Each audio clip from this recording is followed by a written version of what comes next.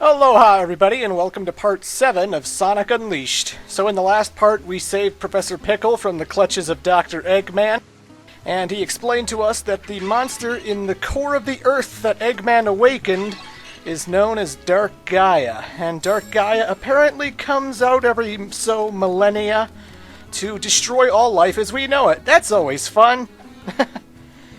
And he wasn't supposed to be out by now, but Dr. Eggman's prematurely woken him up.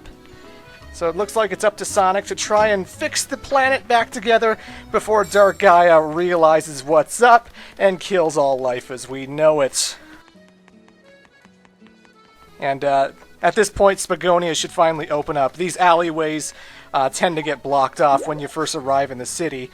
So now you can find all the sun and moon medals that are in this particular area. But, you know. Fantastic. And what is it with these god monsters in Sonic the Hedgehog? First you had Iblis, who could, like, create Iblis worms and Iblis lizards and Iblis bats. And now you got Dark Gaia, who I guess just spreads his dandruff along the whole friggin' planet. And he can create, like, big blobby things, little dog blobby things, big muscular blobby things with a club. How does a monster do that? But I digress. At long last, we get access to the world map, ladies and gentlemen. This allows us to go to any continent that we want and revisit all of the cities we've been to and replay all of the stages. And by holding the X button, we can actually speed up time and make the sun rotate around the Earth. And so I can visit Mazuri during the daytime. Booyah! So next up, Mazuri.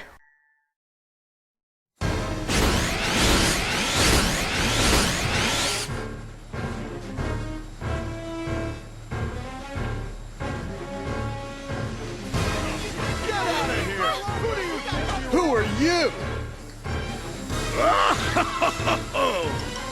Fear not, my good villagers.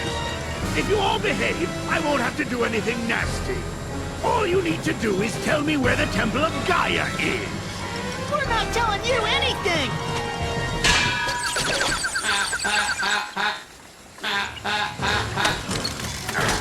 So, you dare to defy me, do you? What? Sonic! Yo, Eggman! Thanks for that little skydiving adventure the other day. I should have known you'd still be alive, you stubborn little hedgehog. What are you doing out here? I see no reason to tell you. In any case, I'm busy. Farewell! Hey, wait! That's playing dirty! Come back! Just ignore him. Is everyone here all right?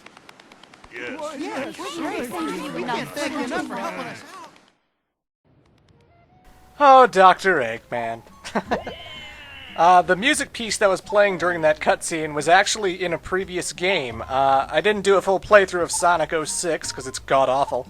But that actually originated from that game. That was Dr. Eggman's theme in that one, and they decided to carry it over to Sonic Unleashed, and they're even going to carry it over to Sonic Colors when we get to that. So yeah, Dr. Eggman has a new theme. I like it. It's pretty nice, pretty catchy.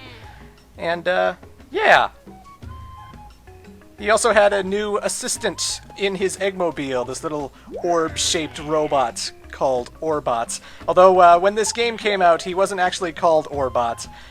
They never specifically say what the robot's name is in the game, but I think Sega released, like, information where his name was supposed to be, like, SA-55 or SASS. Sass? Well, he is a sassy robot. But, and a lot of fans playing Sonic Unleashed gave him a nickname from the next cutscene we'll see him in. But, yeah, Orbot makes his first appearance here. How about that? Another thing that's kind of weird, in the HD version, you saw that after I left Apatos, I got into a Sky Chase level, and that's where I fought the Egg Cauldron. And you noticed Dr. Eggman was in it. He addressed us by name, and we could hear him laughing and talking and stuff. And in this cutscene, it almost implies Eggman didn't know Sonic was still alive after falling from outer space. So it seems like that level should probably have been placed ahead of this cutscene. It's not in the Wii version. There's no Sky Chase level in the Wii version, so it makes sense there, but here it's like, Of course we survived. We took down your egg cauldron. You were there. What, you don't remember that? So I don't know. Maybe it's a goof. Maybe they screwed up the placement of the levels, or they just weren't thinking about it at the time. But anywho, ladies and gentlemen, we're now going to move on to the day stage of Savannah Citadel here in Mazuri. And this one's pretty fun. I like it. Here we go! So right off the bat, they put you in this grassy kind of road area, and you're fine and dandy on the road, but as soon as you start moving into the grass, this little icon showing Sonic's shoe will appear up above, and that pretty much tells you that you lose your speed in the grass. So you're sort of encouraged to drift when you come up to a corner. And the drifting, as I mentioned before in part 2, it's not really all that swell. It's a lot better in the Wii version of the game, and this gameplay style would get better with drifting in Colors and Generations. But, you know, I guess the one thing I would recommend is maybe you want to stop boosting when you drift, because that helps make the turning a lot better, I find. And, yeah. Otherwise, this is Mazuri. Its theme song's fantastic. Its theme song is also a remix of the Sonic 1 Game Gear end credits.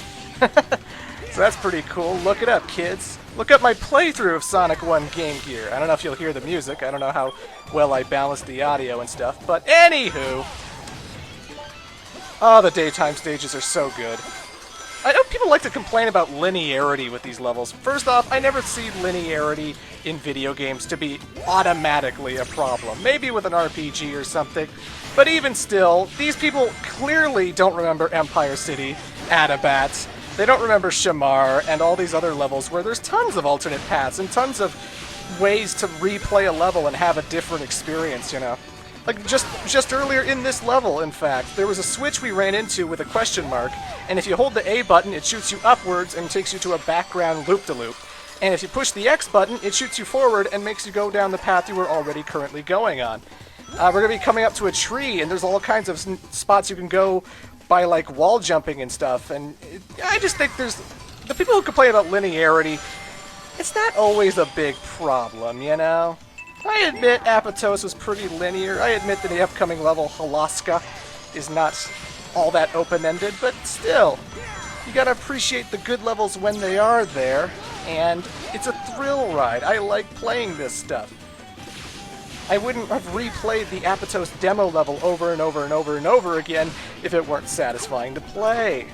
It's all about the experience. I don't see anyone complaining about Super Mario Galaxy because, oh wow, you go to this particular star and you start on this planetoid, and then you do something to go to this planetoid, and then you get the star, and that's how it's always going to be for every player in the game. Who cares? Tons of good games are linear.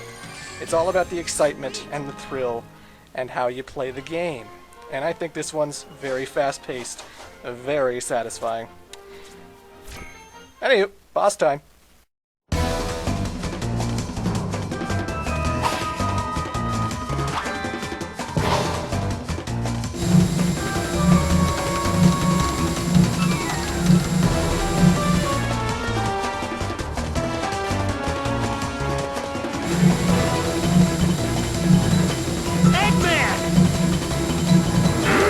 How'd you get here so quickly? No matter, your road ends here.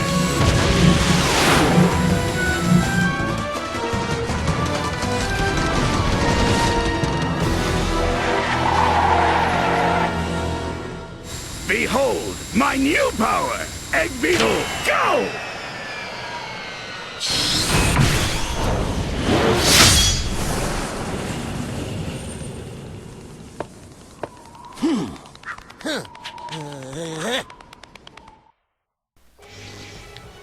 Okay, so this is the one Mazuri location in the whole entire Wii version. You do still get to fight the Egg Beetle, so there's that. Basically, the Egg Beetle has these giant pincers, and those pincers are very electric and painful, and you don't want to run into them.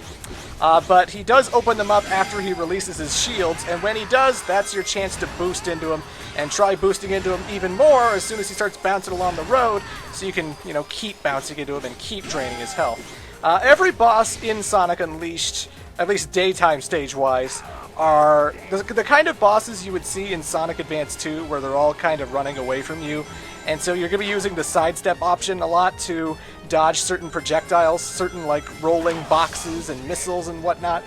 And, you know, every now and then these boss fights like to go into 2D perspective, too. You can homing attack the Egg Beetle as well, but I find it's a lot more satisfying, and it makes the fight go by a lot quicker to wait for the pincers to open up, and then boost! And then when he's bouncing, boost again! And when he's bouncing some more, boost, and that motherfucker's done. Oh, Dr. Eggman, you can't conquer me! I am a god! And this was the Wii version. Now we're going to look at the HD version because the graphics are so much brighter and colorful. It's crazy. You unsuspecting little hedgehog! My Egg Beetle's claws will tear you to shreds! So the HD version's a little bit easier. You can actually bypass a lot of the 2D moments, a lot of his attacks, by simply boosting up to his pincers, but not all the way, because if you boost too far, you will run into the pincers and take damage. What you want to do is boost until you get a little bit close to Eggman. At that point, he's going to open his pincers to try and crush you, but as soon as he opens them up, just boost again, and you'll go and knock his ass forward and just keep running into him and bouncing him, and Eggman's like a flopping Magikarp. He can't do anything.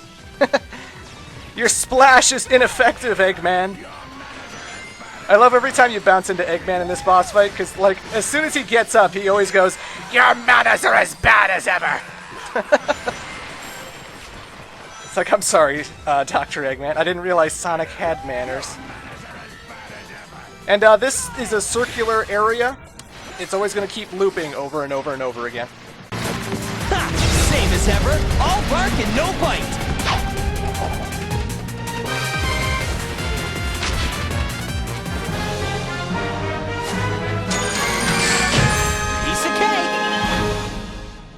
And there are Sun and Moon medals to collect in the boss fights, so because it's a looping area, keep an eye out for those medals when you're running around. But yeah, Egg Beetle, how about that? Time to see what our reward is. Ah! Is that the Temple of Gaia? Let's check it out.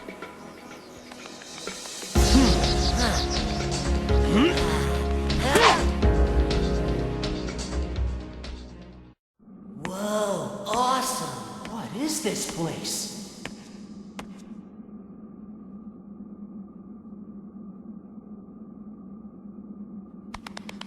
Hey, Sonic! There's something weird here, right in the middle.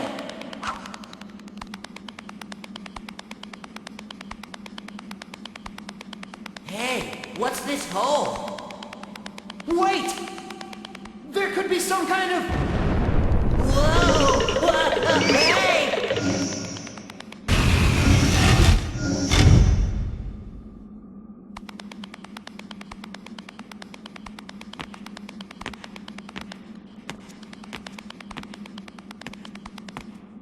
Huh? What's that?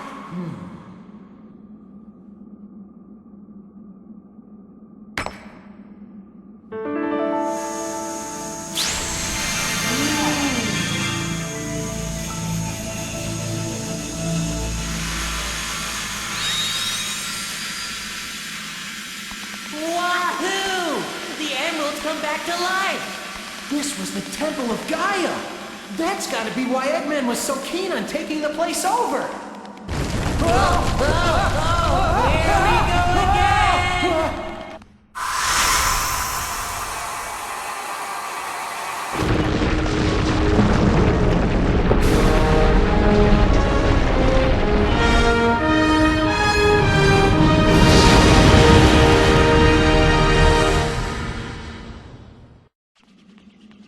Sonic! The planet! One of the broken pieces of the planet moved back into place! Oh, right! Nice job! Take a look!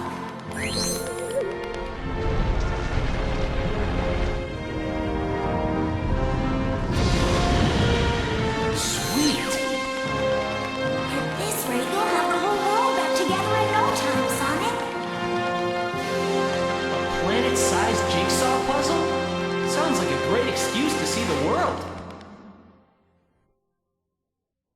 So there you have it, ladies and gentlemen. We've restored one Chaos Emerald, but as the achievement there says, the world's still broken. We'll continue our adventure in Part 8.